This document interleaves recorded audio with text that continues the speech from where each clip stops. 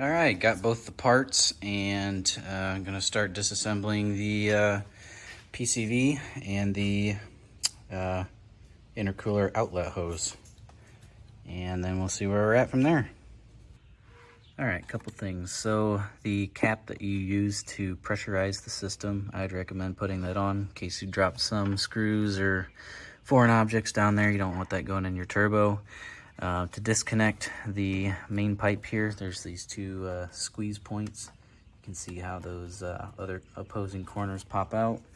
That's how you pop that off. The part down here, there is a hose clamp that you can see on the bottom. There's two of them, one on the top, one on the bottom. Gotta pull that back, and then I took a flathead screwdriver in between there and just kind of popped it off gently. And yeah, so that's those two items. For the back here, it's just a simple clip that pops out. Try not to lose it like I did almost. And then that should lift right off. Maybe, maybe not. Some other things that probably need to be undone. So it just turns out we need a little bit more force on it, and it pops right out. Just pull these out, the clamps. And we'll get this piece off too.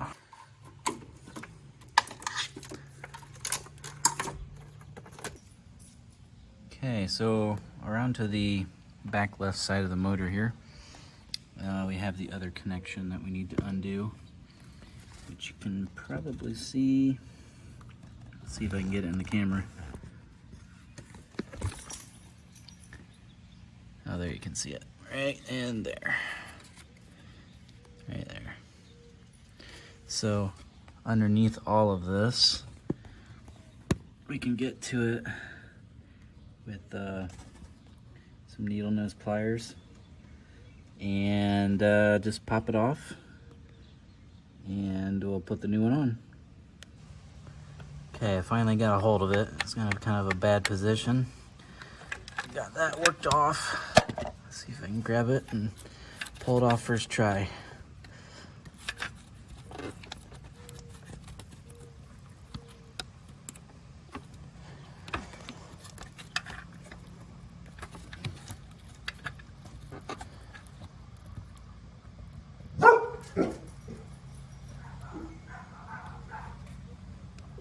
A few moments later.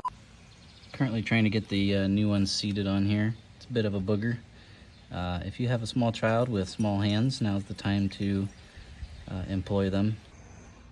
Okay, for the large tube, we're going to need to remove this front skid plate. So there's some bolts, and then there's some snaps in the back side. And you're going to want to jack it up. I have the wheels probably 4 inches off the ground. You can make it higher if you want. But the part we're looking for is right there. So we need to disconnect that and get the new one in. So after much struggle, it is easier to pull it from the bottom. Almost have it all the way out now. And push it out the bottom, basically. Much easier than going the other way. Maybe you guys have a better method than me, but there. Just got it out. Time to repeat. One eternity later. Not gonna lie, that was difficult. It was a wrestling match to get that pushed up through there. So, good luck. A few swear words and a lot of grunting later.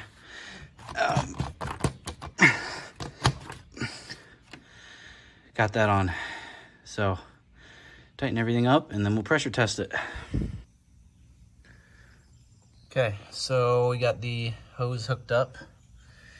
I just have it on a valve right now. I have it regulated on the air compressor to 20 PSI.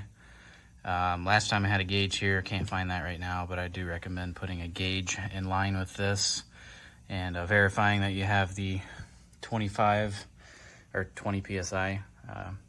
Really doesn't matter too much what PSI you go to. I'm I'm gonna do about 18, 15, something like that, just as long as there's no major leaks.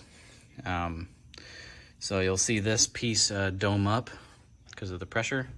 Make sure that's on tight. Make sure your oil sticks in tight as well. Okay, we're gonna go ahead and pressurize.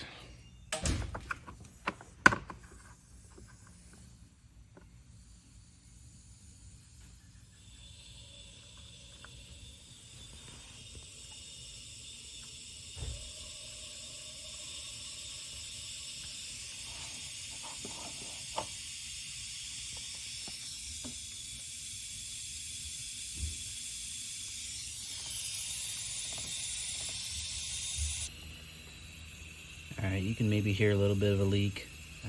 I can't find it for the life of me. I've put soapy water all over it.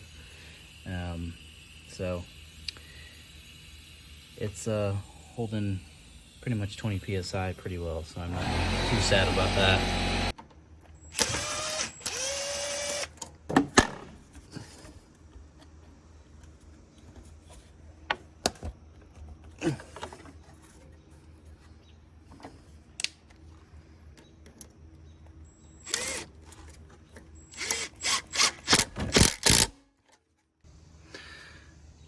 Also, last but not least, do not forget to unplug this and put that back on.